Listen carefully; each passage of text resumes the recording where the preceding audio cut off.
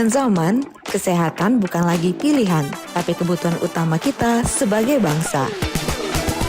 Indonesia Sehat hadir untuk membangun kesadaran, berbagi pengetahuan, dan menumbuhkan kepedulian, terutama bagi generasi muda yang menjadi masa depan negeri. Inilah saatnya bergerak bersama. Indonesia Sehat, sehat untuk semua, maju untuk bangsa. Indonesia Sehat.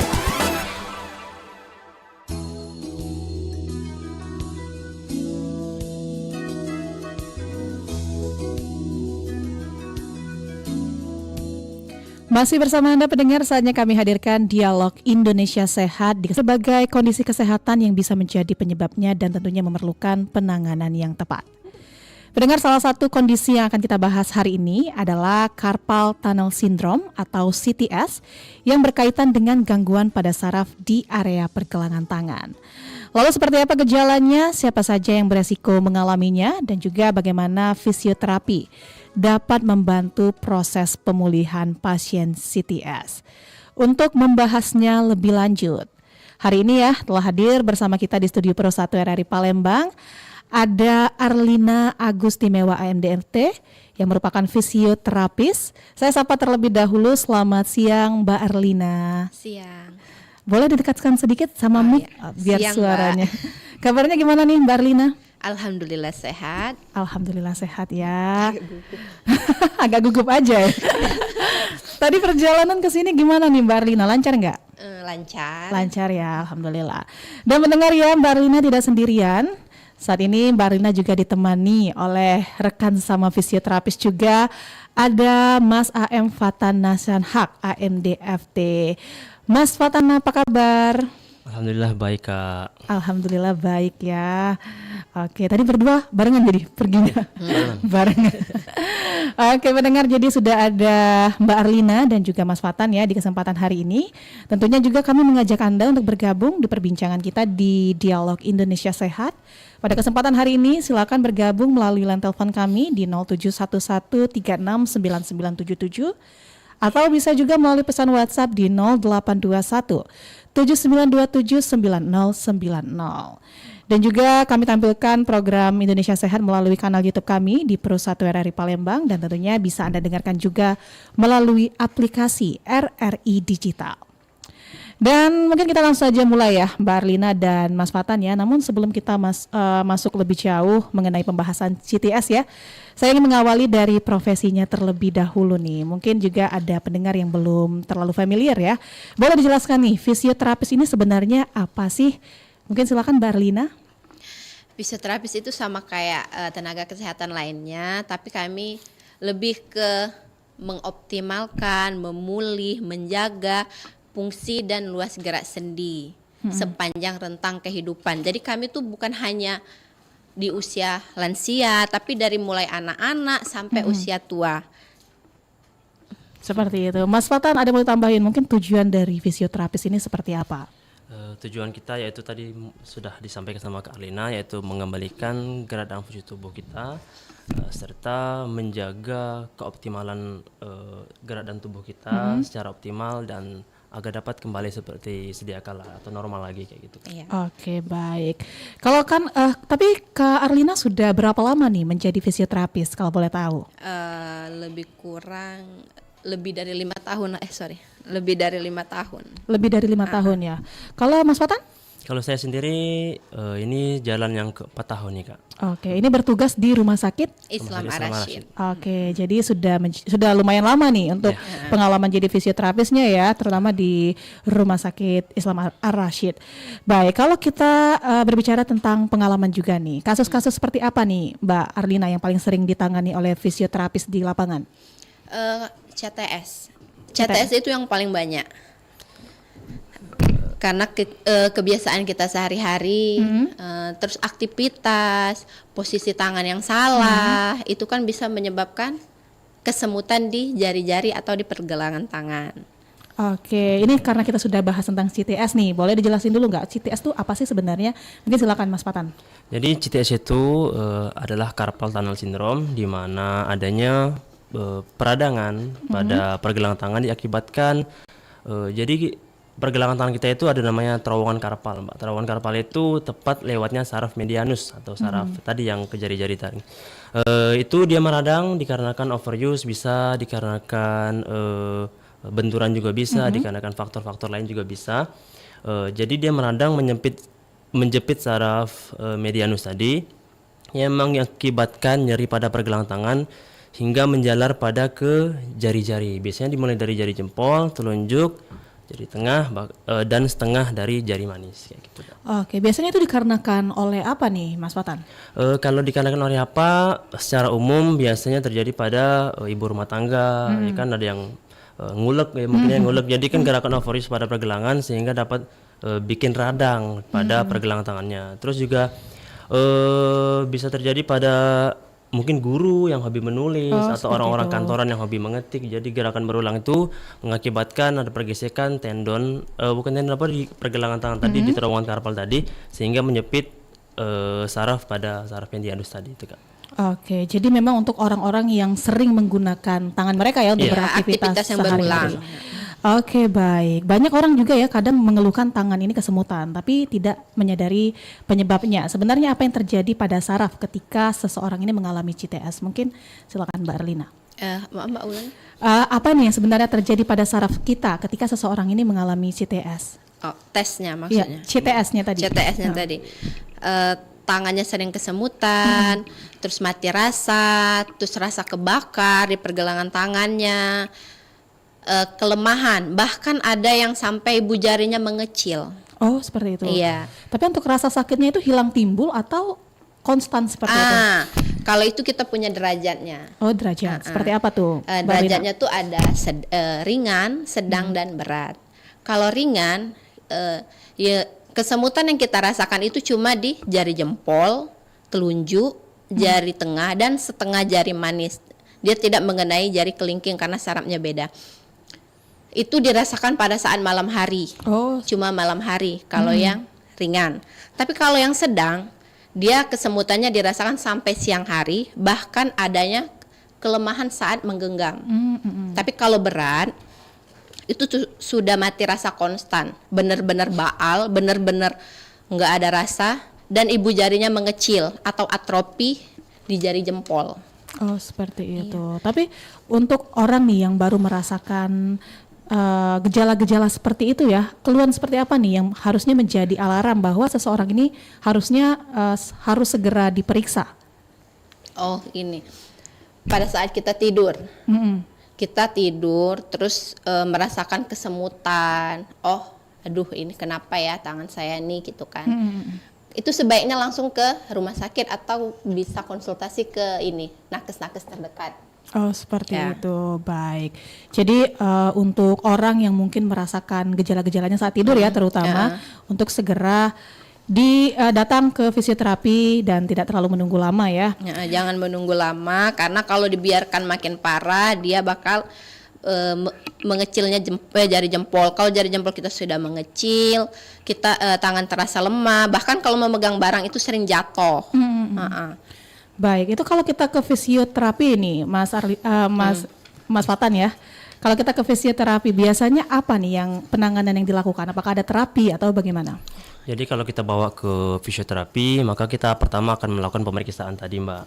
Jadi pemeriksaan, jikalau sudah diperiksa adanya indikasi positif ke arah CTS, maka kita sudah bisa menegakkan tindakan fisioterapi. Nah, secara umum pada kasus carpal tunnel syndrome ini kita menggunakan alat namanya alat ultrasound terapi diatermi. Jadi alat tersebut memberikan efek mikromasaj dan membantu untuk meregenerasi jaringan serta dapat merilis pada bagian yang peradangan tadi. Jadi dia berfungsi untuk mengurangi radang.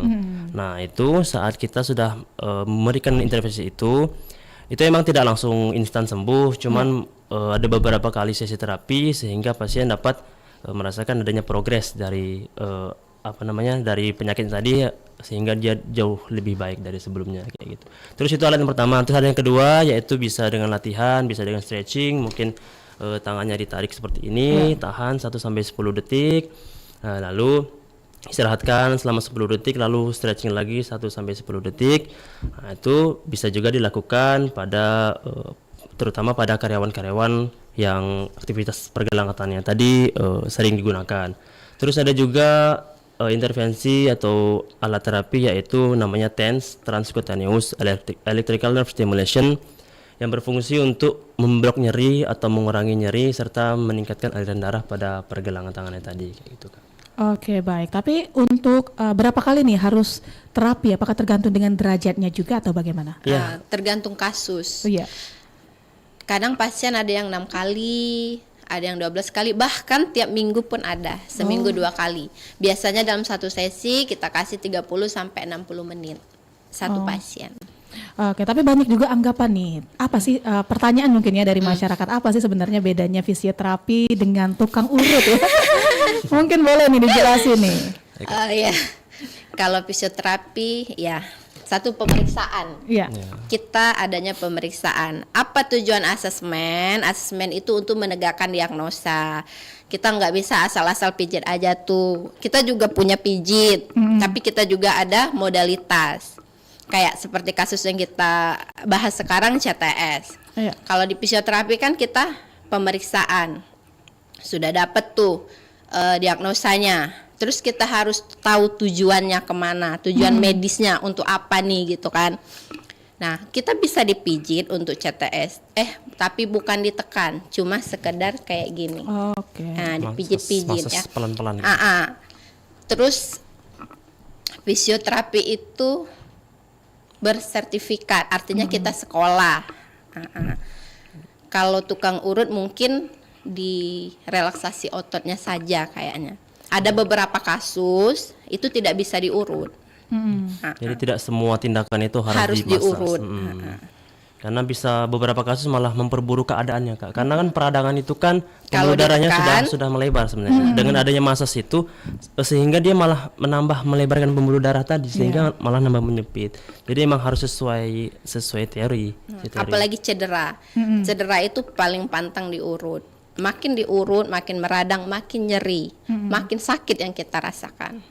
Oke. Jadi cedera itu kan ibaratkan dia ada micro injury, terjadi micro injury saat kita masas atau kita urut tadi, dia itu malah membesarkan lukanya kayak gitu. Nah, terus itu juga itu baru beberapa kasus, ada juga kasus yang kayak patah tulang misalnya. Patah tulang itu kan parah tuh, tulang itu kan berbagai macam faktor patahnya, ada yang patahnya memutar, ada yang pecah. Pecah banyak, ada yang nyerong. Nah, itu kalau misalnya direposisi dengan tukang urut atau sangkal putung, saya sini tidak berniat untuk menjelekan sebuah profesi, cuman sebuah referensi aja.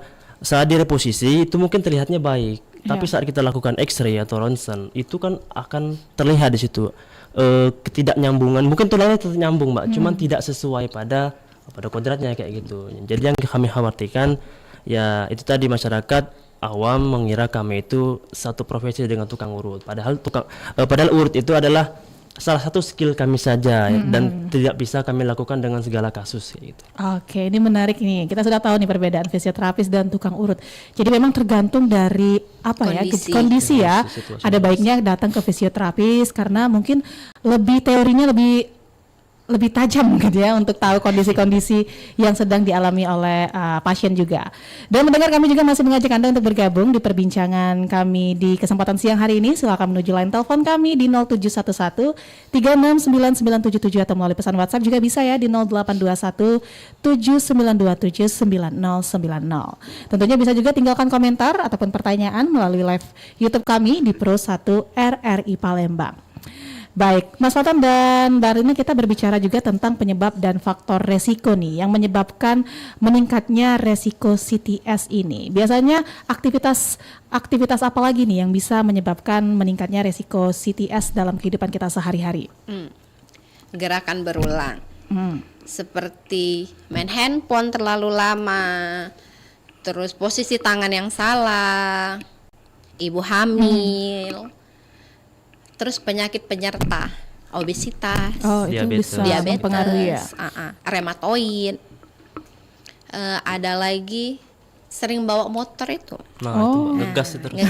Jari-jari itu terhambat. Kalau dia terhambat menyebabkan kebas. nyeri, mati rasa, rasa terbakar, lemah. Oke, tadi sempat disinggung juga terkait dengan ibu hamil nih. Nah, Kalau boleh tahu kenapa nih ibu hamil juga memiliki resiko lebih tinggi?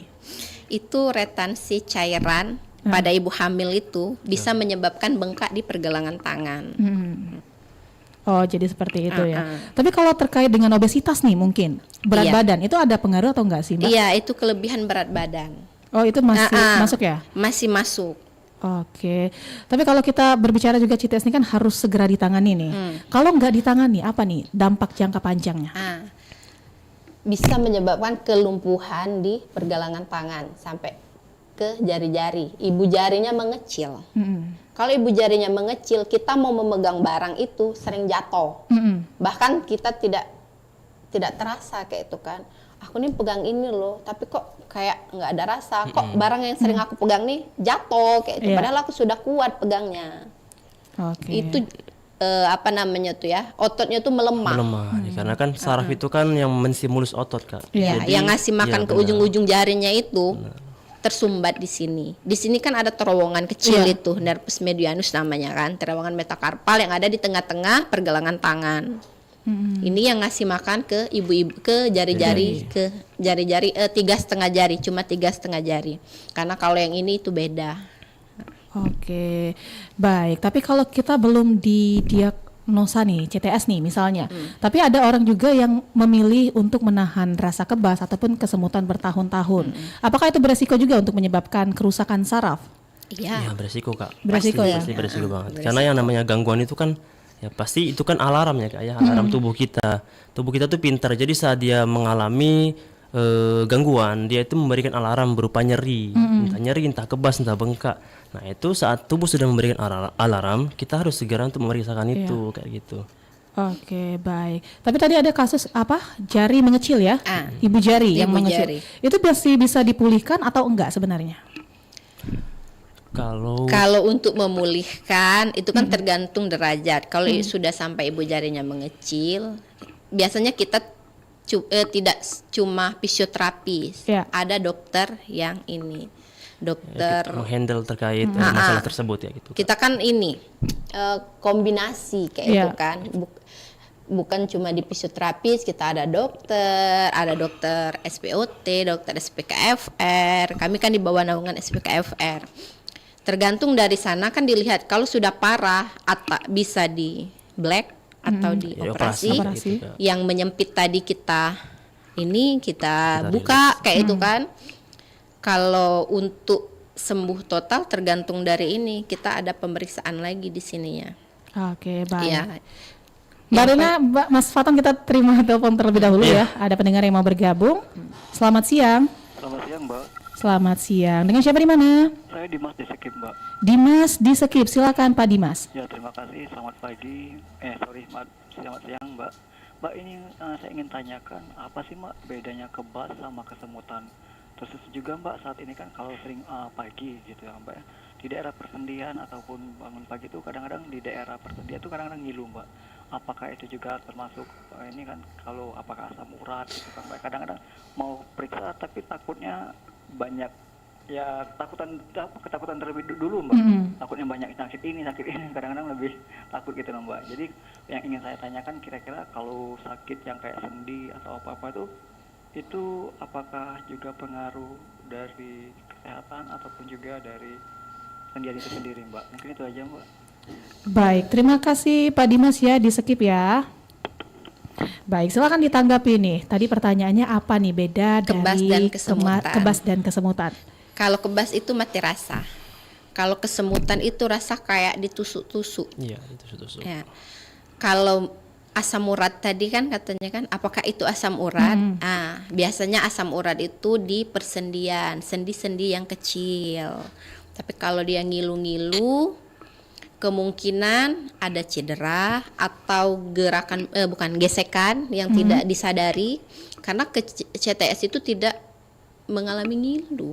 Dia rasa nyeri terbakar, bengkak, kesemutan, mati rasa. Kalau ngilu kayaknya mungkin ada apa itu? Gangguan bukan lain cedera. mungkin. Mungkin trauma Iya, bisa. trauma. Bukan dikarenakan CTC mungkin, tapi mungkin benturan atau faktor lain bisa. kayak gitu kan. Oke, baik. Tapi pertanyaan Pak Dimas tadi kan katanya kalau Nyeri-nyeri juga. bangun tidur saat tidur atau bangun tidur itu ada rasa nyeri nih Iya, pada sendi. Sebenarnya Bapak tadi sepertinya agak sedikit takut ya tadi. Iya, dia Untuk overthinking. periksa. Jadi sebenarnya nggak apa-apa Kak. Tadi yang sudah saya bilang sebelumnya bahwasanya nyeri itu adalah alarm tubuh kita karena tubuh kita itu sangat pintar. Jadi saran dari kami ya segera untuk diperiksakan ya, karena tadi itu sudah tubuh kita sudah memberikan alarm dan kita harus menerima itu. Yang dikhawatirkan kalau dibiarkan saja nanti semakin parah. Jadi kalau bisa Bapak Dimas tadi segera untuk memeriksakan. Nggak apa-apa Pak, dari lebih takut lagi kalau penyakitnya semakin parah daripada Bapak untuk takut untuk memeriksanya kayak gitu. Jadi saran kami ya segera periksakan.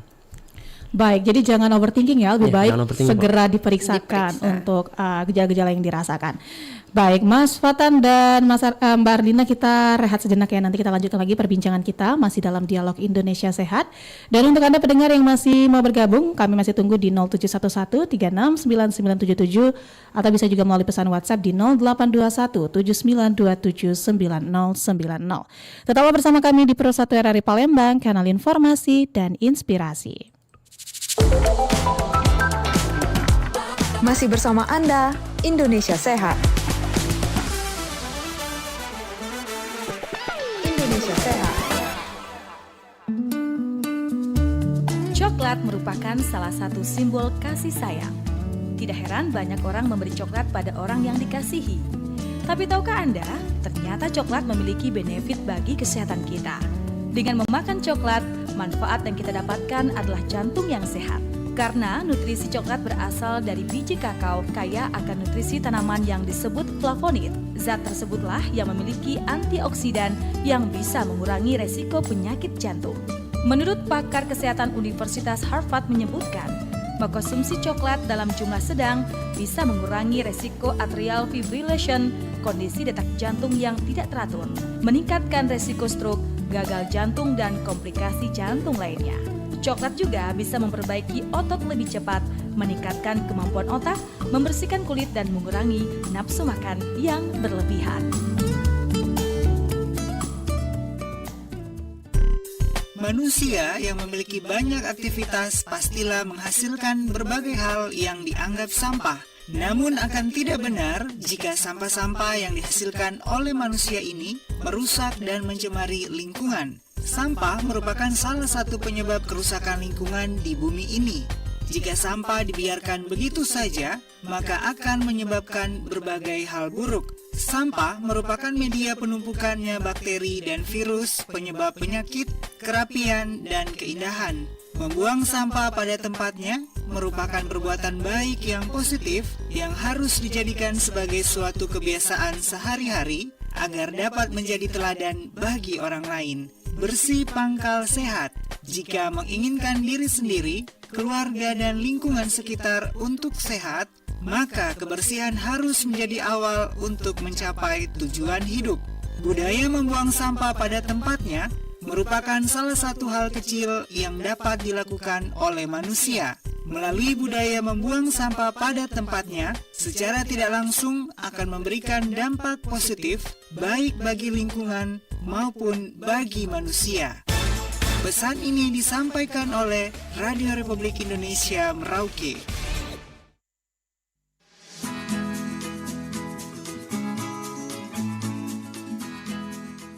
Tahukah kamu, sinar ultraviolet adalah bentuk radiasi elektromagnetik yang berasal dari matahari dan memiliki panjang gelombang lebih pendek dibandingkan dengan sinar yang tampak oleh mata manusia. Meskipun sinar UV tidak tampak oleh mata kita, dampaknya bisa sangat... Dit, main HP itu matanya nggak boleh deket-deket. Itu loh layarnya, minimal 40-50 cm lah. Yes, menang. Musuhnya kalah juga. Huhu. Dit, denger nggak apa kata kakak tadi? Iya. Apa coba? Kalau main HP, mata nggak boleh deket-deket dengan layar kan? Minimal 40-50 cm. Terus, kenapa masih deket-deket? Kamu mau? Masih muda matamu jadi rusak? Terus rabun? Maaf kak, Habis gamenya seru banget. Adit sampai gak sadar kalau mata Adit sedekat itu dengan layar HP. Ya sudah, lain kali ingat-ingat lagi ya kalau main HP, mata nggak boleh deket-deket dengan layar. Oke kak, siap. Dengan mata sehat, Anda dapat melihat dengan jelas. Ayo, jaga kesehatan mata Anda agar rutinitas sehari-hari jadi lebih nyaman.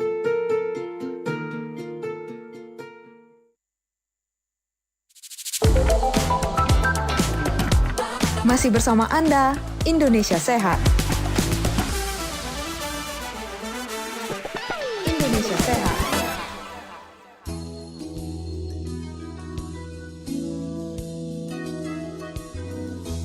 Terima kasih pendengar, Anda masih bersama kami di Pro 1 RRI Palembang, kanal informasi dan inspirasi. Tentunya ya masih dalam dialog Indonesia Sehat.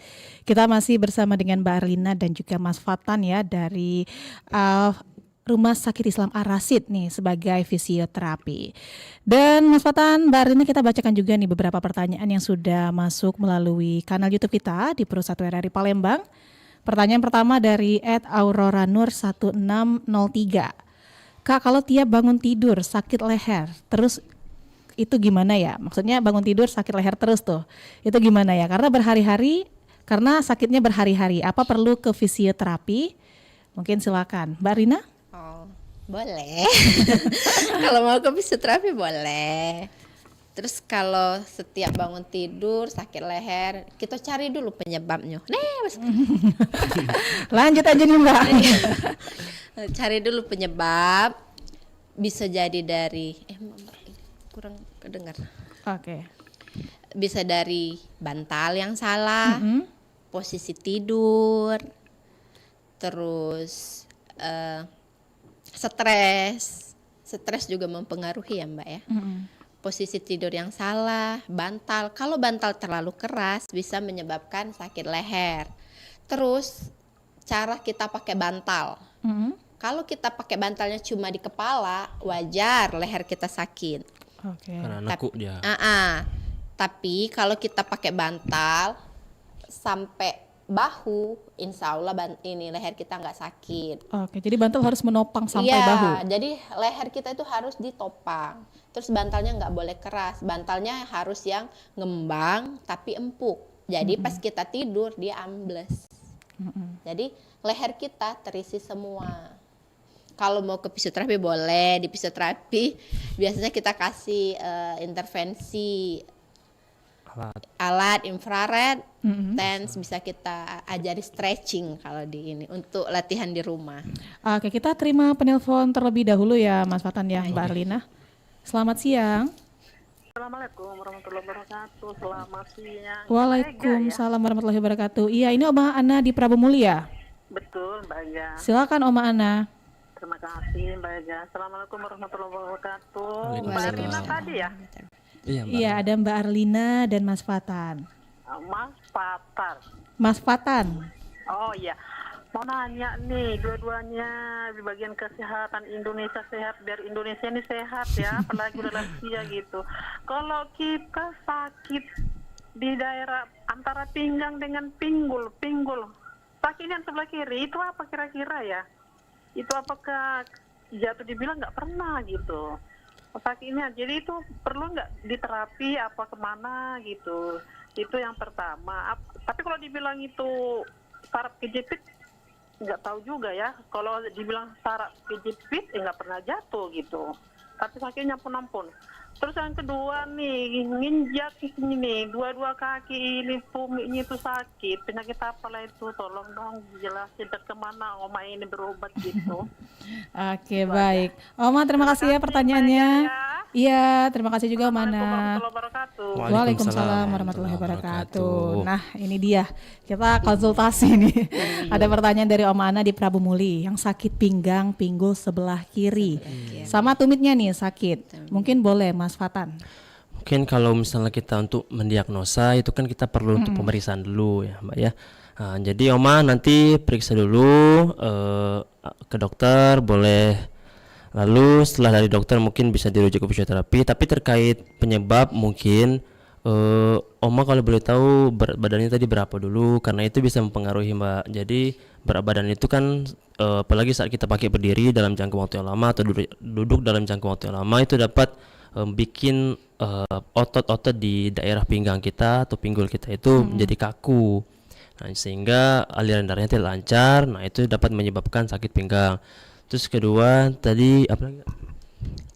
Tumitnya yang Tumit sakit. ya, tumit yang sakit tadi itu biasanya ada faktor U juga, faktor umur juga. Terus kedua ada juga faktor dari berat badan bisa membuat peradangan pada tumit. Nah, jadi ada dua, itu ada namanya fasciitis plantaris, yaitu meradangnya pada lapisan pembungkus otot. Nah, ada juga namanya calcaneospor, dan itu kita tidak bisa langsung mendiagnosa kalau tidak melalui pemeriksaan khusus kayak gitu Mbak. Iya. Jadi nanti bagusnya Oma datang ke tempat, entah itu ke klinik, entah itu ke rumah sakit untuk segera periksa terkait tindakannya tadi. Dan terkait fisioterapi tadi, boleh banget di fisioterapi, tapi tadi kita harus menegakkan diagnosa dulu, baru kita bisa mengintervensi penyakit Oma ya Ma. Datang ke Rasid. Oke, baik, ini Oma ya. Ada saran nih untuk langsung datang ke fisioterapi saja untuk tahu lebih detail mungkin ya terkait dengan gejala yang Oma rasakan.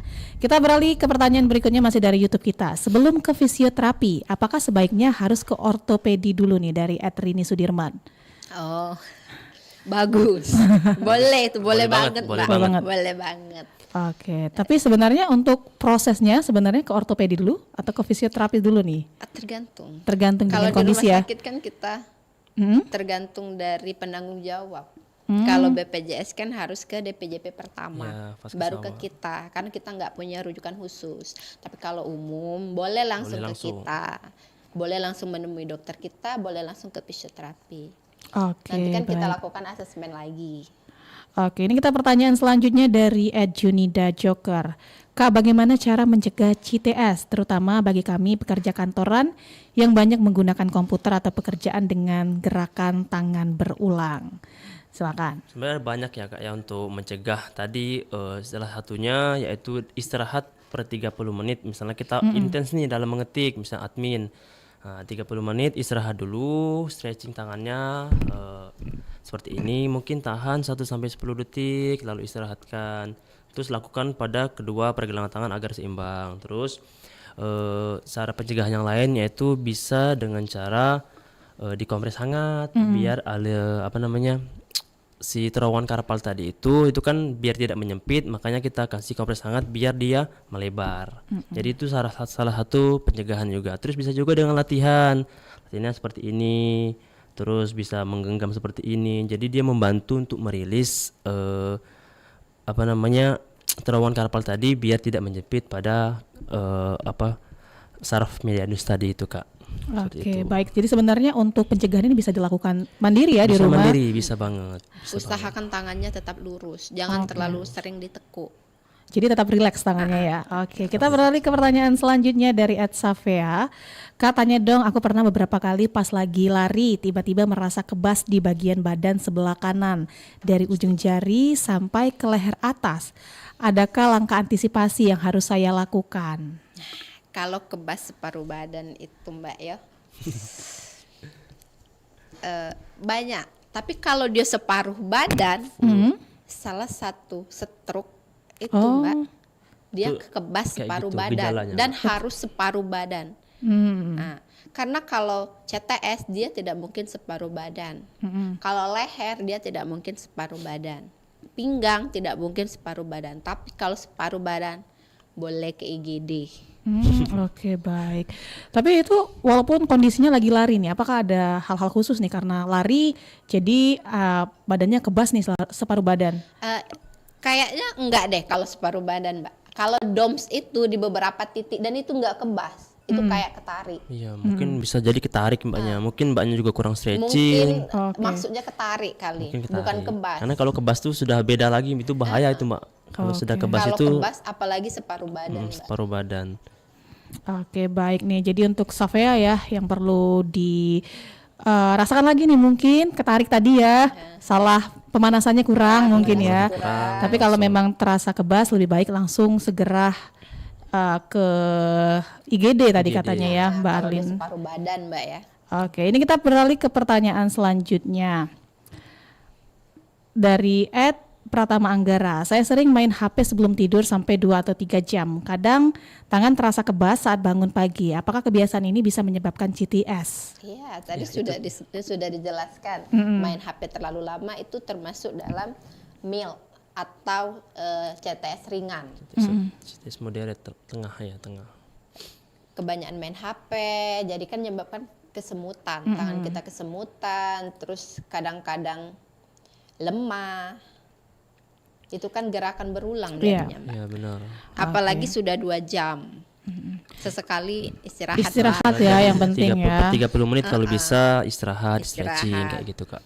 Oke, ini pertanyaan nih selanjutnya dari @maudzi 4235. Saya penasaran sama profesi fisioterapi. Ini ada kuliahnya atau gimana? Terus di Palembang banyak nggak fisioterapis?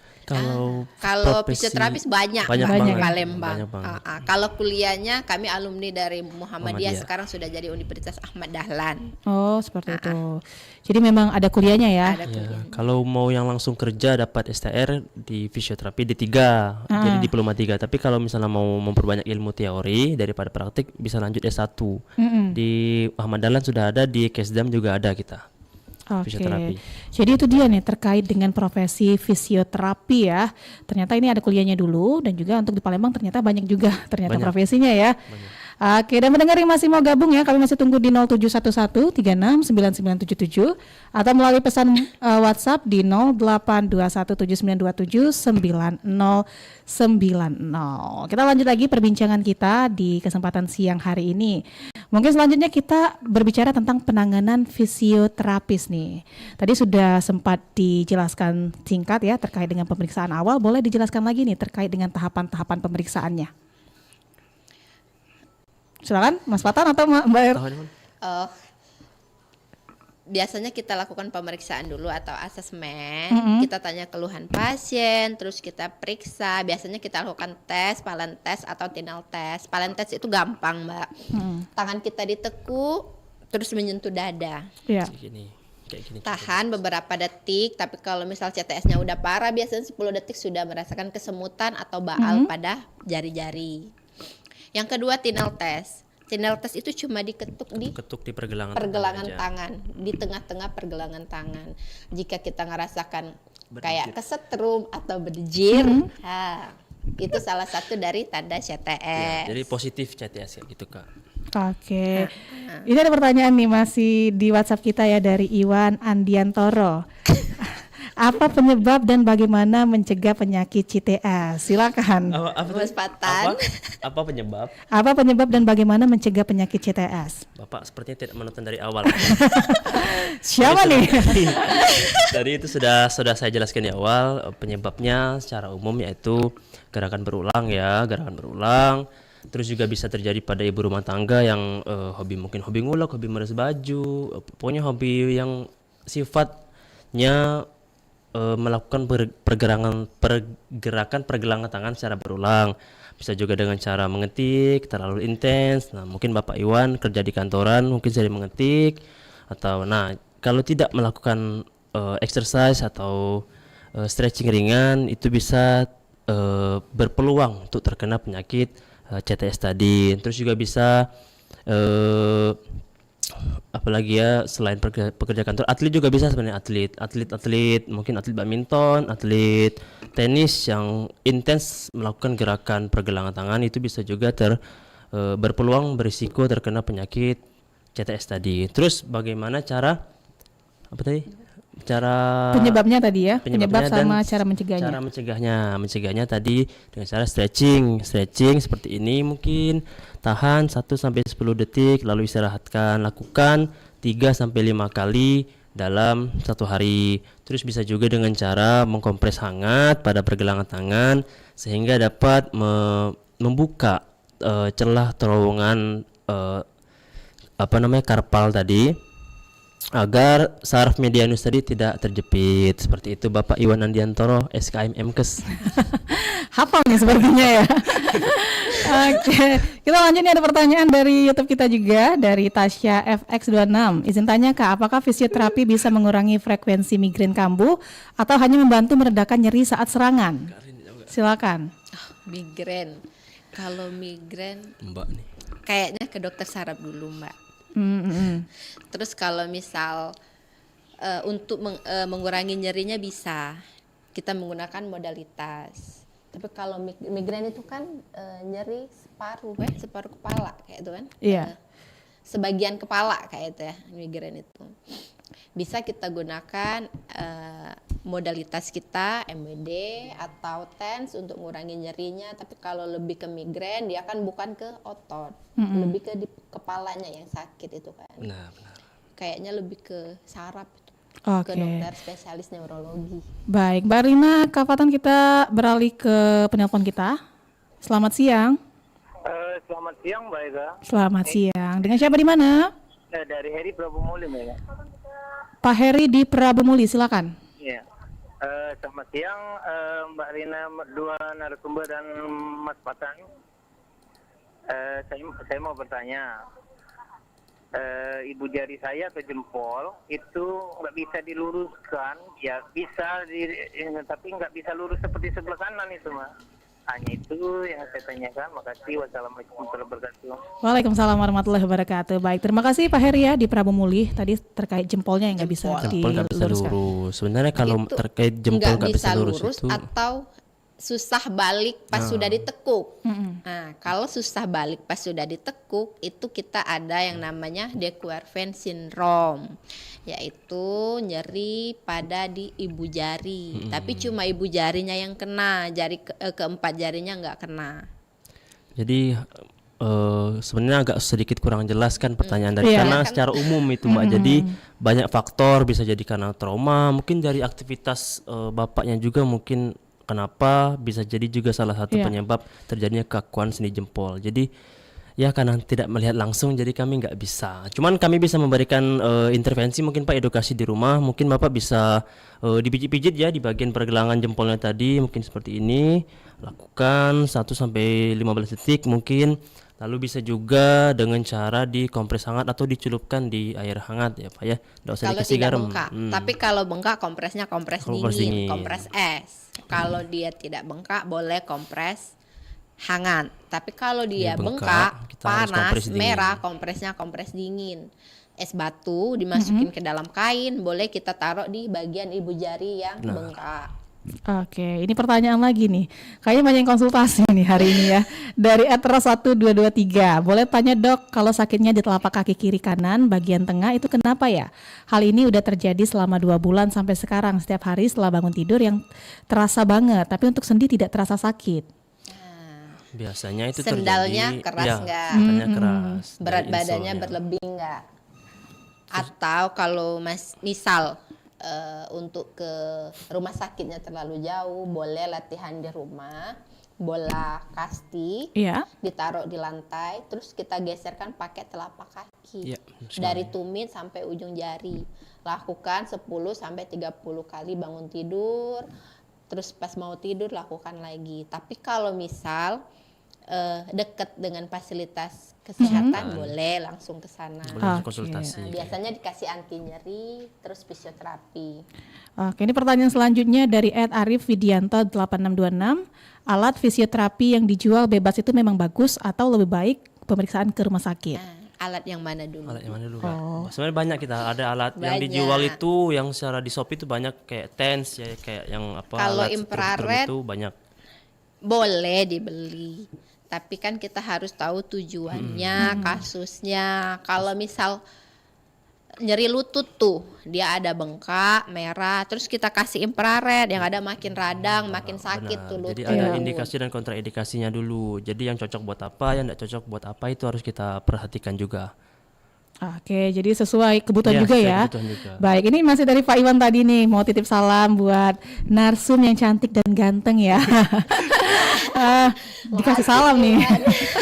Oke, baik Mas Fatan dan Mbak Arlin ya, karena lintas waktu juga hampir menunjukkan pukul 11 waktu Indonesia Barat ya. Mungkin pertanyaan terakhir sekaligus jadi closing statement di kesempatan hari ini. Mungkin ada pesan yang ingin disampaikan kepada masyarakat nih agar tidak menyepelekan terkait dengan CTS ini. Mungkin silakan dimulai dari siapa dulu nih? Silakan. Jaga kesehatan. Pesan. Ini latihan. Iya, pesan untuk masyarakat ya. Pesan untuk masyarakat, jika kita sudah mengalami nyeri lebih dari 2 minggu, rasa kesemutan di jari dari pergelangan tangan, jangan disepelekan. Boleh langsung datang ke rumah sakit terdekat atau fasilitas kesehatan terdekat. Tapi kalau untuk di Palembang boleh datang ke rumah sakit Islam Arasi, nanti ketemu sama kami. Oke, silakan Mas Fatan. Sudah ya mungkin. Ya mungkin tadi mungkin jaga kesehatan aja, karena lebih baik menahan malu bertanya daripada menahan sakit yang Bapak alami atau Bapak Ibu alami ke depannya kayak gitu. Jadi itu, jangan malu untuk mengkonsultasi, jangan insecure untuk mengkonsultasikan segala penyakitnya. Lebih baik menahan malu untuk konsul daripada menahan sakit di kemudian hari. Oke, baik. Terima kasih banyak ya Mbak Arlin dan Mas Fatan atas edukasinya, informasinya di kesempatan hari ini. Sehat selalu, selamat bertugas kembali. Saya akhiri ya Mas Fatan dan Mbak Arlin ya. Assalamualaikum warahmatullahi wabarakatuh. Waalaikumsalam warahmatullahi wabarakatuh. Baik, pendengar, demikian Dialog Indonesia Sehat yang kami hadirkan untuk Anda di kesempatan hari ini. Tadi kita sudah bersama dengan Arlina Gustimewa AMDFT yang merupakan fisioterapis, dan juga ada AM Fatan Nasyan Haq AMDFT yang juga merupakan fisioterapis. Dengan tema yang kami hadirkan yaitu penanganan fisioterapi pada pasien diagnosa carpal tunnel syndrome atau CTS. Terima kasih juga untuk Anda yang sudah bergabung bersama kami melalui line telepon ataupun melalui pesan WhatsApp dan juga YouTube kami di Pro1 RRI Palembang.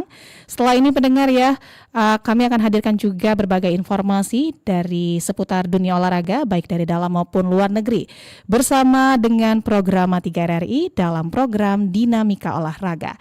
Jadi pastikan Anda terus bersama kami di Pro1 RRI Palembang, kanal informasi dan inspirasi.